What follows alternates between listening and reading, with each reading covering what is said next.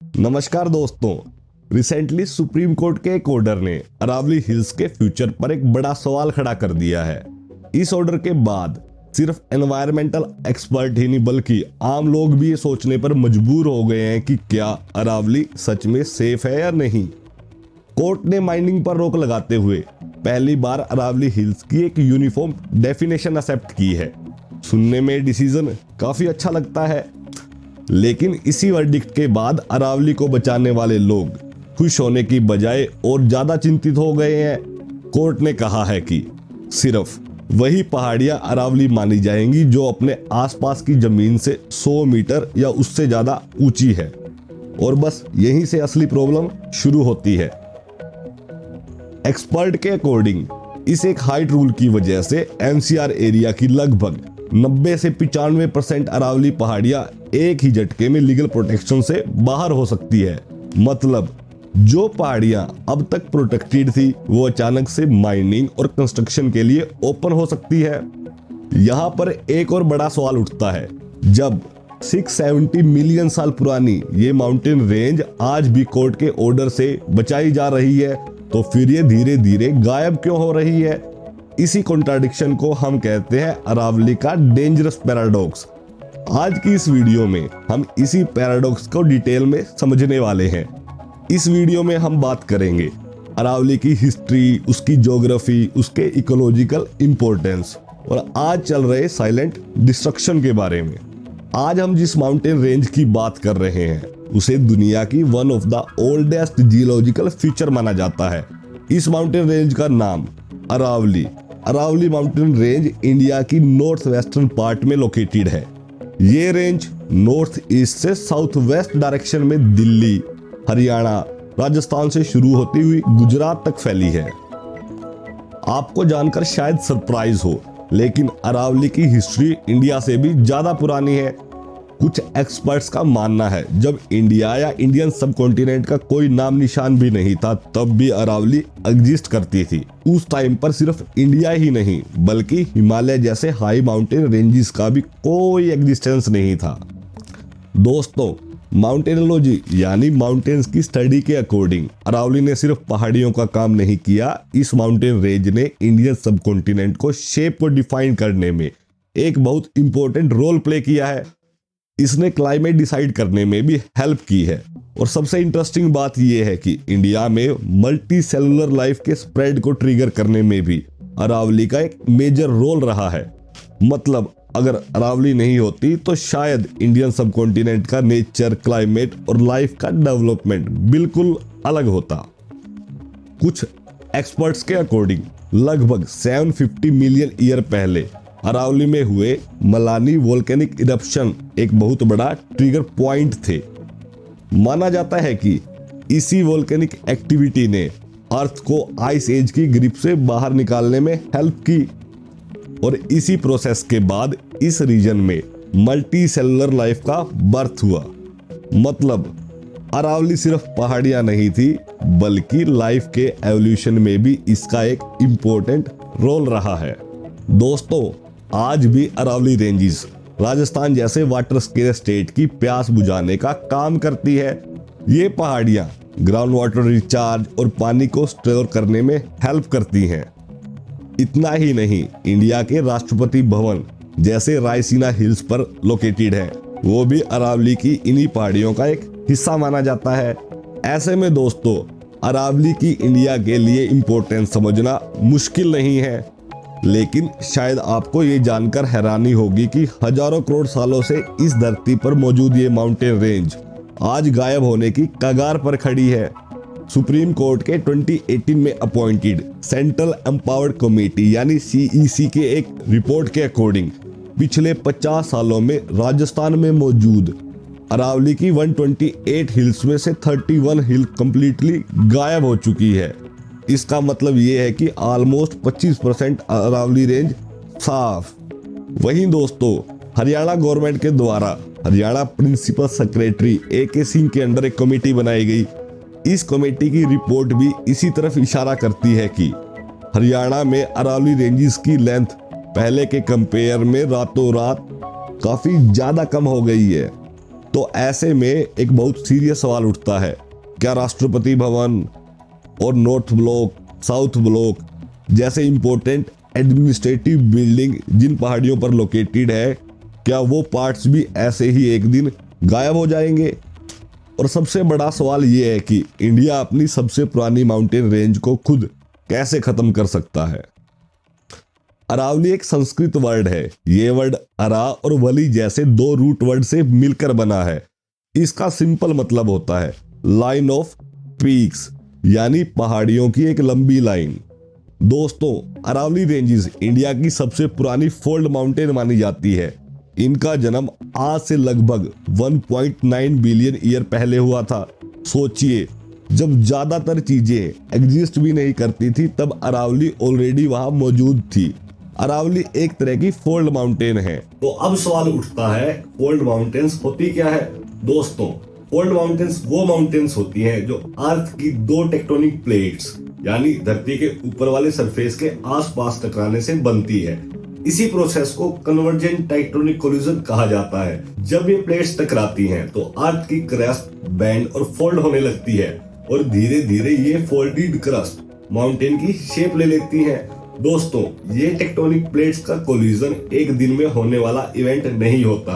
ये प्रोसेस हजारों और लाखों साल तक चलता रहता है। रिसेंटली जोशीमठ के सिंक होने में भी इसी टेक्टोनिक एक्टिविटी का एक इम्पोर्टेंट रोल माना जाता है, क्योंकि जब प्लेट्स मूव करती रहती हैं तो लैंड अनस्टेबल हो जाता है। अब अगर कंपेयर करें तो अरावली ओल्ड फोल्ड माउंटेन का एग्जांपल है, जबकि हिमालय यंग फोल्ड माउंटेन का। इसी वजह से हिमालय माउंटेन आज भी वर्ल्ड के सबसे ऊंचे माउंटेन माने जाते हैं। तो आप पूछोगे, अरावली हिमालय जितनी ऊंची क्यों नहीं है?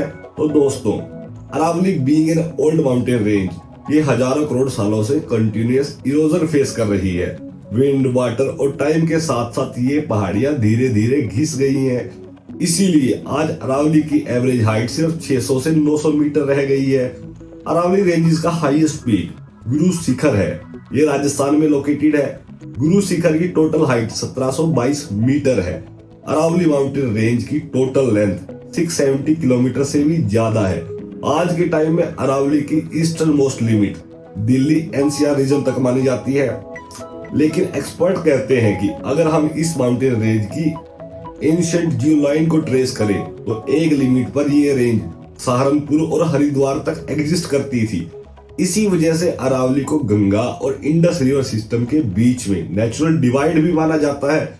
मतलब ये पहाड़ियां ही डिसाइड करती है कि पानी का फ्लो किस तरफ जाएगा। एक्सपर्ट्स बताते हैं कि अरावली रेंज का मानसून में भी एक इम्पोर्टेंट रोल है। मानसून के दौरान ये माउंटेन मानसून क्लाउड को ईस्टवर्ड डायरेक्शन में पुश करती है, यानी शिमला और नैनीताल की तरफ बर्फ भेजती है। इसी वजह से सब हिमालयन रिवर्स को पानी मिलता है और इनडायरेक्टली नॉर्थ इंडियन प्लेन के ही कई एरियाज को वाटर सप्लाई होती है। वही विंटर सीजन में अरावली रेंजेस एक और इम्पोर्टेंट काम करती है। ये माउंटेन इंडस और गंगा रिवर प्लेन को सेंट्रल एशिया से आने वाली ठंडी वेस्टर्न विंड से प्रोटेक्ट करती है। इसी से पूरे रीजन का टेम्परेचर बैलेंस बना रहता है। अरावली रेंजेस थार डेजर्ट के लिए नेचुरल बैरियर की तरह काम करती है। ये बैरियर इंडिया के नदर्न प्लेन को फर्दर डेजर्टिफिकेशन होने से बचाता है। अगर अरावली ना होती तो थार डेजर्ट और ज्यादा फैल सकता था। अरावली रीजन बायोडाइवर्सिटी के पॉइंट ऑफ व्यू से भी बहुत रिच है। यहाँ कई फॉरेस्ट है और 20 से ज्यादा वाइल्ड लाइफ सेंचुरीज भी मौजूद है। इस रीजन में सरसिका टाइगर रिजर्व और Delhi leopard wild life corridor जैसे इंपोर्टेंट एरियाज भी आते हैं। अरावली रीजन 300 से ज्यादा नेटिव प्लांट स्पीसीज का घर है। साथ ही यहाँ 120 से ज्यादा बर्ड स्पीसीज भी पाई जाती हैं। इसलिए रीजन नेचर के लिए बहुत वैल्यूएबल माना जाता है। इकोलॉजिकल पॉइंट ऑफ व्यू से अरावली रीजन की इंपॉर्टेंस समझना बिल्कुल मुश्किल नहीं है। ये सिर्फ पहाड़ियां नहीं बल्कि एक कंप्लीट नेचुरल सिस्टम है। दोस्तों, अरावली माउंटेन रेंज को दिल्ली नेशनल कैपिटल रीजन यानी एनसीआर के लंग्स भी कहा जाता है। इनकी नेचुरल वेजिटेशन पॉल्यूटेड एयर को फिल्टर करने में हेल्प करती है और एनसीआर की हवा को साफ रखने का काम करती है। इसके साथ अरावली 3 मेजर रिवर्स और उनकी ट्रिब्यूटरीज का सोर्सेज भी है। इन रिवर्स में यमुना की ट्रिब्यूटरी बनास, साहिबा रिवर और लूनी रिवर शामिल है। अगर हम इकोनॉमिक पॉइंट ऑफ व्यू से भी देखें तो अरावली का रोल सिर्फ नेचर तक लिमिटेड नहीं, कार्बन डेटिंग के बेस पर एक्सपर्ट मानते हैं। अरावली रीजन में 5th सेंचुरी बीसी से ही कॉपर और दूसरे मेटल की माइनिंग होती आ रही है। मतलब ये माइनिंग हजारों साल पुरानी है। राजपूत पीरियड में बने राजस्थान के शानदार फोर्ट्स, जिन्हें देखने के लिए हर साल देश और विदेश से लाखों टूरिस्ट आते हैं, उन फोर्ट्स के कंस्ट्रक्शन के लिए जो बिल्डिंग मटेरियल यूज होता है वो भी अरावली की इन्हीं पहाड़ियों से आया है। यानी अरावली सिर्फ नेचर को ही नहीं बल्कि इंडिया की हिस्ट्री और आर्किटेक्चर को भी शेप देती है। आर्कियोलॉजिकल एविडेंस के according Aravalli mountain range अहर, Gilund और बैरात जैसी एंशिएंट सिविलाइजेशन का घर रही है। यानी ये पहाड़ियां सिर्फ पत्थर नहीं बल्कि हमारी सिविलाइजेशन की कहानियां अपने अंदर समेटे हुए हैं। लेकिन दोस्तों, इतने हिस्टोरिकल, ज्योग्राफिकल और इकोलॉजिकल इंपॉर्टेंस रखने वाली इन शानदार माउंटेन रेंज का आज धीरे धीरे पतन हो रहा है। जैसा हमने पहले भी बात की, ये पहाड़ियां सदियों से इंसान की जरूरतें पूरी करती आई है, लेकिन पिछले कुछ डेकेड्स में कंस्ट्रक्शन सेक्टर की बढ़ती डिमांड को पूरा करने के लिए अरावली की पहाड़ियों को बिल्कुल उसी तरह नोचा जा रहा है जैसे गिद्ध किसी मरे हुए जानवर को नोचता है। FSI यानी फॉरेस्ट सर्वे ऑफ इंडिया की 2017 की रिपोर्ट बताती है अरावली रीजन में 3200 से ज्यादा साइट्स पर इलीगल माइनिंग चल रही है।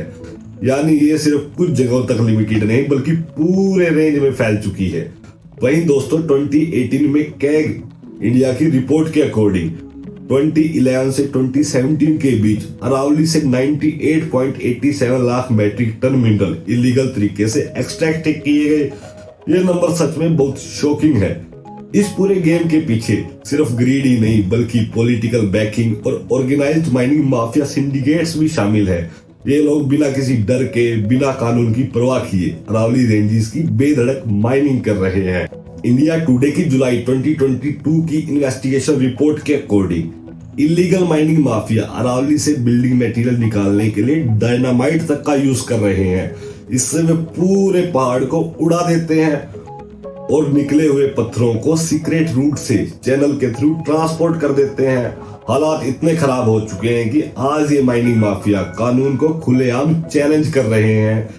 इस बात का अंदाजा आप इस इंसिडेंट से लगा सकते हैं कि 2022 में हरियाणा के नूह डिस्ट्रिक्ट में इलीगल माइनिंग के खिलाफ हो रही एक रेड के दौरान इलीगल माइनर्स ने DSP सुरेंद्र सिंह की गाड़ी चढ़ाकर हत्या कर दी। ये जो हमने अभी इलीगल माइनिंग का केस देखा, ये कोई अकेला इंसिडेंट नहीं। अगर हम पिछले कुछ सालों की न्यूज रिपोर्ट देखें तो हमें पता चलता है कि इस रीजन में इलीगल माइनर्स और पुलिस के बीच एनकाउंटर होना अब एक कॉमन बात बन चुकी है। स्टेट गवर्नमेंट रिपोर्ट के अकॉर्डिंग सिर्फ हरियाणा के नूह डिस्ट्रिक्ट में ही 2021 और 2 के दौरान इलीगल माइनिंग के खिलाफ 200 से ज्यादा FIR रजिस्टर हुई है। ये नंबर क्लियरली दिखाते हैं कि प्रॉब्लम कितनी सीरियस है। ऐसे में दोस्तों, ये समझना बिल्कुल मुश्किल नहीं है कि राजस्थान, हरियाणा और दिल्ली NCR में जो फास्ट डेवलपमेंट हो रहा है वो अरावली को डैमेज करके ही फ्यूल हो रहा है। लेकिन बात सिर्फ इलीगल माइनिंग तक ही लिमिटेड नहीं, इसके साथ साथ मल्टी डायमेंशनल ह्यूमन ग्रीड भी तेज हो रही है। तो चलिए दोस्तों, अब हम इस डिस्ट्रक्शन के हर डायमेंशन को एक एक करके समझते हैं। जैसा कि मैंने पहले बताया, अरावली के रीजन एक प्राइम इकोलॉजिकल सेंसिटिव एरिया है। इसका मतलब ये है कि यहाँ होने वाले हर ह्यूमन एक्टिविटी का एनवायरनमेंट पर डायरेक्ट इंपैक्ट पड़ता है। दोस्तों, अरावली रीजन में लैंड माइनिंग और दूसरे एरियाज में फास्ट ग्रोइंग ह्यूमन सेटलमेंट यहाँ के फॉरेस्ट कवर को कम करने का एक मेजर रीजन बन चुका है। अलग अलग रिपोर्ट्स बताती हैं कि दिल्ली और हरियाणा के आसपास NCR एरिया में तेज होता कंस्ट्रक्शन और लैंड ग्रैबिंग की वजह से अरावली के लंग्स अब धीरे धीरे फेल होने लगे हैं। जब फार्म हाउस और कॉलोनाइजेशन प्रोजेक्ट के नाम पर अंधाधुंध पेड़ काटे जा रहे हैं, डेवलपमेंट के नाम पर नेचर को पूरी तरह इग्नोर किया जा रहा है। सिर्फ पेड़ ही नहीं बल्कि पुराने वाटर चैनल्स भी सीरियस डेंजर में है। इन चैनल्स के रास्ते में बढ़ता colonisation, construction natural underground water recharge को ब्लॉक कर रहा है। इससे फ्यूचर में वाटर क्राइसिस और भी ज्यादा बढ़ सकता है। हालात इतने सीरियस होने के बावजूद स्ट्रॉन्ग एक्शन लेने के नाम पर अक्सर सिर्फ डैमेज फॉरेस्ट रिपोर्ट फाइल कर दी जाती है और 1000 से 10,000 के बीच का फाइन लगाकर केस को रफा दफा कर दिया जाता है। ये अप्रोच प्रॉब्लम को सॉल्व नहीं करती बल्कि उसे और बढ़ाती है। इसी सिचुएशन को देखते हुए 2016 में कई एनवायरमेंटल एक्टिविस्ट ने एनसीआर और नियर बाय अरावली रीजन में फेमस चिपको मूवमेंट से इंस्पायर्ड होकर एक मूवमेंट स्टार्ट किया था ताकि अनरेगुलेटेड ट्रीज को कटिंग से रोका जा सके। वहीं दोस्तों 2020 में रक्षाबंधन के मौके पर गुड़गांव और दिल्ली के लोगों ने अरावली के पेड़ों को राखी से बांधकर अपना इमोशनल बॉन्ड दिखाया था। ये एक सिंबल था कि लोग अरावली को अपना प्रोटेक्टर मानते हैं। लेकिन इतने सारे एफर्ट्स के बावजूद भी प्रॉब्लम अभी वैसी की वैसी ही है। इलीगल माइनिंग, ट्री कटिंग और अनप्लान्ड डेवलपमेंट अभी भी अरावली के लिए एक बड़ा थ्रेट बने हुए हैं। अब हमें आदमी के लालच के नतीजे साफ दिखने लगे हैं। अरावली में चल रहे इस डिस्ट्रक्शन के खेल की वजह से पूरे रीजन में वाटर की शॉर्टेज लगातार बढ़ रही है। दोस्तों, wild life institute of India के 2017 के सर्वे में एक बहुत सीरियस बात सामने आई थी। इस सर्वे के अकॉर्डिंग साउथ हरियाणा में 12 वेजिटेटिव गैप्स डेवलप हो चुके हैं। एक्सपर्ट कहते हैं इन गैप्स के लिए अरावली से होने वाला सैंड ड्रिफ्ट रिस्पॉन्सिबल है। ऐसे में दोस्तों एनवायरमेंटलिस्ट को अब ये डर सताने लगा है कहीं अरावली के फास्ट डिस्ट्रक्शन की वजह से थार डेजर्ट का एक्सटेंशन नॉर्दर्न स्टेट की तरफ इंटेंसिफाई ना हो जाए। अगर ऐसा होता है तो ये सिर्फ एक स्टेट का इश्यू नहीं बल्कि पूरे नॉर्थ इंडिया के एनवायरमेंटल क्राइसिस बन सकता है। एक बहुत इंपॉर्टेंट सवाल उठता है, जब ये सब कुछ हमारी आंखों के सामने हो रहा है तो आखिर स्टेट गवर्नमेंट और हमारा कॉन्स्टिट्यूशनल सिस्टम इस पर एक्शन क्यों नहीं ले रहा? तो चलिए दोस्तों, अब हम इस मिस्ट्री से भी पर्दा उठाते हैं। 1992 में सेंट्रल गवर्नमेंट ने ministry of environment, forest and climate change के थ्रू एक फेमस नोटिफिकेशन रिलीज किया था जिसे अरावली नोटिफिकेशन कहा जाता है। इस नोटिफिकेशन के अंडर अरावली रीजन में मिनिस्ट्री के परमिशन के बिना न्यू इंडस्ट्रीज, माइनिंग, डिफोरेस्टेशन और कंस्ट्रक्शन एक्टिविटीज पर कंप्लीट बैन लगाया गया था। सिर्फ इतना ही नहीं दोस्तों, सुप्रीम कोर्ट ने 2002, 5, 2009 और 2018 में अलग अलग केसेस में ऑर्डर पास किए थे जिसमें इस माउंटेन रेंज को फ्रेजाइल इकोसिस्टम में ऐसी एक्टिविटीज को रोकने के लिए क्लियर इंस्ट्रक्शंस दिए गए थे। लेकिन दोस्तों, इतने सारे लॉज और कोर्ट ऑर्डर होने के बावजूद ग्राउंड रियलिटी बिल्कुल अलग है। असली प्रॉब्लम है एनफोर्समेंट का अब्सेंस। जमीन पर ना तो इलीगल माइनिंग को सीरियसली रोका जा रहा है और ना ही इस फ्रेजाइल इकोसिस्टम को बचाने की कोई स्ट्रॉन्ग इंटेंशन अलग अलग गवर्नमेंट और उनके इंस्टीट्यूट के द्वारा दिखाई देती है। हालात इतने खराब हो चुके हैं कि आज इलीगल माइनर सिर्फ काम ही नहीं कर रहे बल्कि पूरे सिस्टम को ओपन चैलेंज कर रहे हैं। फरवरी 2021 में हरियाणा गवर्नमेंट ने सुप्रीम कोर्ट में एक अपील फाइल की थी। इस अपील में कहा गया था कि कोविड पेंडेमिक की वजह से स्टेट की इकोनॉमी बुरी तरह से इंपैक्ट हुई है, इसलिए स्टेट गवर्नमेंट को अरावली रीजन में माइनिंग दोबारा शुरू करने की परमिशन दी जाए। मतलब एनवायरमेंटल कंसर्न्स के बावजूद इकोनॉमिक लॉस का रीजन बनाकर माइनिंग रिस्टार्ट करने की कोशिश की गई। Ministry of environment, forest and climate change की एक रिपोर्ट के अकॉर्डिंग 2014 से 2017 के बीच हरियाणा स्टेट फॉरेस्ट लैंड को नॉन फॉरेस्ट एक्टिविटीज में डाइवर्ट करने वाली लिस्ट में सबसे टॉप पर रहा है। और ये बात और भी शॉकिंग इसलिए है क्योंकि फॉरेस्ट सर्वे के अकॉर्डिंग हरियाणा में पूरे देश की सबसे कम फॉरेस्ट कवर है, सिर्फ 3.5% टोटल रिकॉर्डेड फॉरेस्ट कवर। यानी जहाँ जंगल ऑलरेडी कम है वहाँ उन्हें और कम किया जा रहा है। बात यहीं पर नहीं रुकती। सितंबर 21 में हरियाणा गवर्नमेंट ने एक बहुत और कंट्रोवर्शियल स्टेप लिया। गवर्नमेंट ने प्रिंसिपल सेक्रेटरी AK सिंह के अंडर एक कमेटी बनाई जिसका एम था अरावली रेंज को ही रीडिफाइन करना। इस रीडेफिनेशन का पर्पस बिल्कुल क्लियर था ताकि नेशनल ग्रीन ट्राइब्यूनल और दूसरी लीगल कॉम्प्लिकेशन से बचा जा सके और जो पहाड़ियां ट्रेडिशनल अरावली रेंजेस का हिस्सा मानी जाती रही उन्हें कंस्ट्रक्शन एक्टिविटीज के लिए ओपन किया जा सके। इसके लिए दोस्तों हरियाणा गवर्नमेंट ने अपने लैंड रेवेन्यू रिकॉर्ड का हवाला देते हुए अरावली की एग्जिस्टेंस को ही डिनाई कर दिया। मतलब डॉक्यूमेंट के थ्रू ये कहने की कोशिश की कि ये पहाड़ियां अरावली का हिस्सा नहीं है। इस स्टेप पर अरावली बचाओ मूवमेंट के एक्टिविटीज ने बहुत गहरी चिंता जताई। उनका कहना है कि अगर ये प्लान इंप्लीमेंट हुआ तो फरीदाबाद, महेंद्रगढ़ और पलवल डिस्ट्रिक्ट में 35,000 हेक्टेयर से ज्यादा का एरिया नेचुरल कंजर्वेशन जोन से बाहर निकल सकता है। इसका मतलब ये होगा कि जमीन नेचर को बचाने के लिए रिजर्व थी, वो कंस्ट्रक्शन, माइनिंग और एक्सप्लॉयटेशन के लिए ओपन हो जाएगी। और अगर ऐसा हुआ तो अरावली के बचे कुचे हिस्सों पर भी सबसे बड़ा अटैक यहीं से शुरू हो सकता है। अब सवाल सिर्फ ये नहीं कि लॉज और कोर्ट ऑर्डर है या नहीं, सवाल ये है कि क्या गवर्नमेंट उन लॉज को फॉलो करना चाहती है या नहीं। दोस्तों, अगर हम कोर्ट के द्वारा अपॉइंटेड सेंट्रल एम्पावर्ड कमेटी यानी CEC की रिपोर्ट देखें तो राजस्थान का केस और भी ज्यादा सीरियस नजर आता है। इसी कमेटी ने 2018 में सुप्रीम कोर्ट को बताया था कि इलीगल माइनिंग की वजह से अरावली की 31 हिल रेंजेस पूरी तरह गायब हो चुकी है। दोस्तों, इसी रिपोर्ट में एक और शॉकिंग बात सामने आई। CEC के अकॉर्डिंग राजस्थान गवर्नमेंट हर साल माइनिंग कंपनी से लगभग 5000 करोड़ की रॉयल्टी लेती है। अब आप खुद सोचिए, जब इतना बड़ा पैसा आ रहा है तो स्ट्रिक्ट एक्शन लेने की बजाय स्टेट गवर्नमेंट आंख बंद करके अपनी तिजोरी भरने में लगी हुई है। अब यहाँ एक बहुत सिंपल लेकिन बहुत इंपॉर्टेंट सवाल उठता है। जो माउंटेन रेंज इंडिया को डिजर्टिफिकेशन से बचाती है, सीवियर विंटर विंड से प्रोटेक्ट करती है, रेनफॉल और वाटर अवेलेबिलिटी इंश्योर करती है, अगर हम उसी माउंटेन रेंज के दुश्मन बन जाएं तो सबसे बड़ा नुकसान आखिर किसका होगा? जवाब सिंपल है दोस्तों, हमारा ही। एक और सवाल उठता है, आखिर इसे रोका कैसा जाए? अगर बिना शुगर कोटिंग के सीधा जवाब दिया जाए तो वो है इन कानून को प्रॉपर तरीके से जमीन पर लागू करवाना। India has laws not a bill. India जैसे विजनरी कंट्री के पास एनवायरमेंट कंजर्वेशन लॉज की कोई कमी नहीं है। सिर्फ लॉज ही नहीं, उन्हें लागू करने के लिए मैकेनिज्म भी मौजूद है। सच ये है कि इंडिया उन कुछ कंट्रीज में से एक है जिन्होंने एनवायरमेंट और फॉरेस्ट कंजर्वेशन लॉज सबसे पहले बनाए थे। लेकिन अगर इतना सब होने के बावजूद हम अरावली को नहीं बचा पा रहे तो प्रॉब्लम कानूनों में नहीं, प्रॉब्लम है उनको लागू करने में। कमी है पॉलिटिकल विल की और हमारी सोच की।